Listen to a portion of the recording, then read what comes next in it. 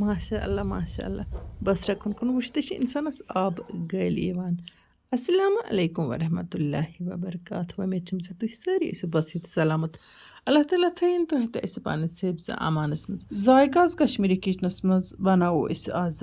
बसरा तो अम बापत मे निमुत ओट तो आटस सत कर मे गेवहन ऐड तो अम पत आटस कड़ मोट हिश तो यह गछ दानदार हूँ बनुन ताकि बसरक बनन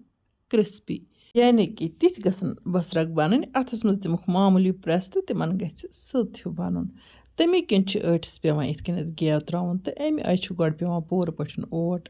रलाउन तो अत गछ मोट हिश दरन। अगर न अत यह मोट दर तमें मतलब गो अत गेव गोमुत कम पहन तो अत गेवहन हना ज्यादा रचा आसान त्राउन। अद बेकरी बसरक बनान बड़ स्पेशल तो अम पत कोर मे अत आटस आबहन ऐड तो अम पत रलोम ह्यू तो यानी कि मंड दिस मे अत कह तो अथ अत बनावन पेर इत कन चचो बापत पेर बनावन लकट या बड़ इत तह मर्जी आसि बनावनच अम पत अमे तरीक शेप दिन। यिल जन याज बनावन याजन मज करान तोमल ओट इस्तेमाल तिम छन क्रिस्पी बनान कहें अलबत्ता याजन पनुन अलग टेक्सचर तो टेस्ट आसान तो यम बसरक तम नश हना डिफरेंट आसान यम गसन क्रिस्पी बन यानी कि यमन प्रेस करो हना यमन गछ बस बन तो तेले गई यम बसरक। चूंकि ट्रेडिशनल बसरक तिमन मज खंड कर इस्तेमाल यानी कि पे तिमन चाशनी त्रावन तो तम सत तिमन खुश गसन पत सो सफेद लेयर हिश बनान तो वन गो यमन बसरकन मज खंड या चाशनी इस्तेमाल करने की बल्कि डिफरेंट तरीक डेकोरेट करने तो यम सठी मजदार लगान तो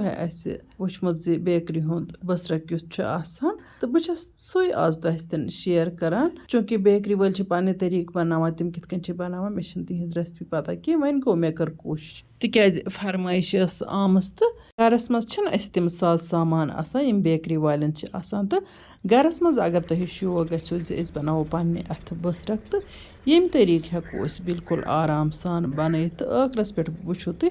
एक्चुअल यह बनान बेकरी बसरक किन ना यपर किन तुम वुचान सारे यमन आठ पेरन शेप दित बन मे यम बसरक ही वन गो यमन दिम बह बे हना शेप हिश ताकि यम दरन असल पे यानी कि शेप दरित असल पे तिकाज मदोट आसान अत गछ पत यह बसरक शेप दरन ते यपर किन तुम वुचान मे लकटिस बानस मज तेल थोमुत तिकाज यह गछ पूरे तेलस मज डिप गसन दोमे अंद शोर दिस बह काशस अमे तरीक अत अंदर तेल त्रावान तो 2-3 फिर दिन पत इत काल पूरे असल पे बसरक तैयार इन तो यमन गछ कलर चेंज ओटे गसन रोजन कह गसन असल पे फ्राई गसन तो अमे बापत अत मज रिफाइंड ऑयल कर इस्तेमाल तो वुचतो तुम माशा बसरक कि स्पेशल गई फ्राई इथे कन कर मे सारी बसरक फ्राई तो वन गो डेकोरेशन मे कर सिर्फ 3 बसरकन अमे बापत मे निमस प्यालस मज क्रीम तो बे मे निमुत किशमिश तो बे मे निमुत नुक कर काजू यम काजू तो किशमिश करो अत क्रीम सत ऐड तो यह करो बिल्कुल असल पे मिक्स अमे पत करो यम फ्राइड बसरक अमे सत डेकोरेट। इफाम अली साहिबा वन छाति हिंद इन्फेक्शन बापत वन तो कह नुस्ख मोहतरमा आजकल नज़ल जुकाम छाति खराब अमूमन प्रथ कंस अकिस गछान तम बापत मे परस वीडियो कर्म चैनल पे अपलोड तथ मज मे इन डिटेल वोनमुत तो तथ मज मे कहव त बनोमुत तो कहव कित थो प्रिजर्व मे तथ मज थोमुत यानी कि 10-15 दोहन बापत हेको कहव बनइथ दोह दो बनावन कि ٲरक तो पत हेको गरम आब प्यालस मज सो ٲरकुक 1 चमच या 2 चमच चेत तथ मे टाइटल लिखमुत नज़ला जुकाम थ्रोट एलर्जी तो तुह करो सर्च तो तह मिल तथ इन डिटेल नुस्ख अमे छाति बापत बाकी अगर कंस यह नज़ल जुकाम हटिस एलर्जी या छाति खराब तम त वुचतन सो वीडियो तो तुलतन तमिक फायदे यपर किन तुम वुचान मे कित कर बसरक डेकोरेट यमन बसरकन हुंद यह डेकोरेशन प्रथ कंस अकिस अट्रैक्ट करान पानस कुन तो खेन बापत मजबूर करान तो तह सारे आसन यम बसरक काफ़ी पसंद वन गो यम बाजारस मज काफ़ी द्रोग आसान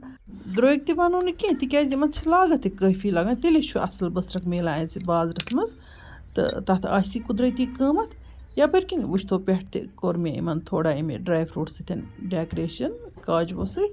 तह वुचो ज 3 साइजन तो 3 शेपन हिंद बन मे यम 3 लकोट बोर्ड यम सातन यम लक्च लक्च बच्चे या यम ते मे निश हेचान बच्चे ते हेचान यम सातन तुह ट्राई करू बिल्कुल आराम सान खसन वर यस तिस शेप दीजो तुह यमन बे गि गोडनथ कम 8 मिनट मांड तो गि ट्राई करें अक फिर अगर न बन दोमि फिर बन जरूर कोशिश करने सत इंसान कामयाब गसान प्रथ कुन मामलस में अगर तह मेन यह बसरक बनाने कोशिश टार खस वीडियो करो लाइक तो पन्न सतन सो शेयर जान जान कमेंट लिखित बरजो जायकाज कश्मीरी किचनस लोल अल्लाह ताला बरन तह सारे लोल